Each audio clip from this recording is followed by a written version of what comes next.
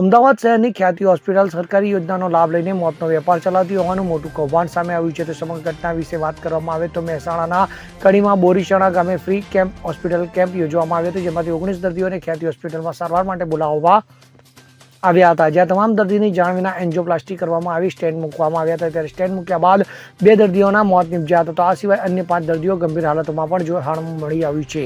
ત્યારે હોસ્પિટલની બેદરકારીથી 2 લોકોના મોત ગ્રામજનોનો આક્ષેપ કરાવાઈ રહ્યો છે. તો 2 વ્યક્તિઓના મોતને લઈને ગ્રામજનોમાં રોષ જોવા મળી આવ્યો હતો.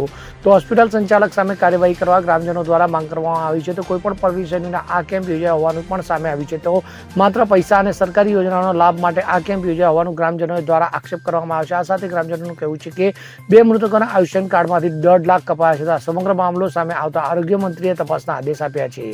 બોરીસણામાં કાલે ખ્યાતિ હોસ્પિટલ તરફથી એક કેમ્પ રાખવામાં આવેલો હતો. એ કેમ્પની અંદર પ્રાથમિક સારવાર આપવાની હતી. એ લોકોએ પ્રાથમિક સારવાર આપી ગામમાં જાહેરાત કરી કે કાલે જે પણ દર્દીઓ હોય એ લોકોને આપવું હોય એ બોરીસણા ગામમાં લક્ઝરી મૂકવાની છે. એ લક્ઝરીમાં તમે બેસીને આવી જજો. એ લક્ઝરી આવ્યા પછી લગભગ 15 થી 16 જણ હોસ્પિટલે આવ્યા અને હોસ્પિટલમાં ડૉક્ટરે વગર સહી કરે ઓપરેશન કરી અને દર્દીનું મોત નીપજેલ છે. અને એક નહીં 2 કેસ બન્યા છે. અમારા ગામના બે મૃત્યુ પામેલા છે. બોરીસણા ગામનો હું સરપંચ બોલું. 2 દિવસ પહેલાં ખ્યાતિ હોસ્પિટલમાંથી બધાની નાની મોટી ટ્રીટમેન્ટ ચેક કરવા માટે અમારા ગામમાં આવેલા અને પછી બધાના નામ લખેલા.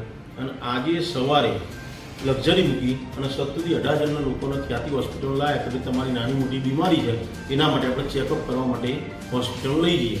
તો બિચારા બધા આવ્યા અને આવીને મોસ્ટલી બધા લોકોને એન્જિયોગ્રાફી કરી નાખી.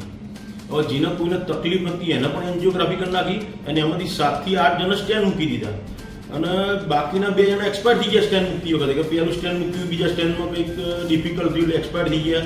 આ બધા પ્રોબ્લેમ છે. પણ એમના ઘરવાળાને કોઈને જાણ થઈ જ નહીં. એક્સપાયર થયા પછી તો જાણ કરે છે એમના ઘરવાળાને. એટલે આ હોસ્પિટલવાળાએ એટલી એમની ગવર્મેન્ટની સુવિધાના ફાયદા લેવા માટે કે એમના જે ગવર્મેન્ટની કે ભાઈ આ કરવાથી સુવિધાઓના પૈસા મળે એના માટે આ બધા કાર્યો કર્યા. જે આયુષ્યમાન કાર્ડના જે પૈસા હતા એના ફાયદા માટે આ લોકોને ગુમરાહ કર્યા. અમારા ગામના એટલા બિચારા વ્યવસ્થિત પબ્લિક છે, જે બિચારી સીધી સાદી પબ્લિક છે, એમને કીધું કે તમારે આ કરવાનું. એટલે પેલી બિચારી સમજ્યા આગળ સહી કરી દીધી. અને જે એક્સપાયર થઈ એ વ્યક્તિની તો સહી એ નહીં એવું પ્રૂફ ગણાય છે. એક્સપાયર થયેલી વ્યક્તિ એમ કે બહુ સિરિયસ હતી તો એમને જાણ કરવાની જરૂર બને છે ને. ભાઈ અમારા ગામની વ્યક્તિ હતા 17 થી 18 જણી છે, એમાં 7 થી 8 જણને વગર પૂછે સ્ટેન્ડ મૂકી દીધું છે અને 2 જણા એક્સપાયર થઈ ગયા. આના ઉપર જે કાયદેસરની કાર્યવાહી થતી હોય એ તમારા સરકારના ભૂપેન્દ્રભાઈ પટેલના જે કાયદેસરની કાર્યવાહી થતી હોય એ આ હોસ્પિટલ ઉપર કરવી જોઈએ. દર્દી બધા આયા ત્યારે. Bureau report CN24 news. હવે જુઓ દેશ દુનિયાની તમામ ખબરો તમારી આંગળીના ટેરવે. ઉઠાવો મોબાઈલ અને Google Play Store પરથી ડાઉનલોડ કરો અમારી CN24 ન્યૂઝ મોબાઈલ એપ.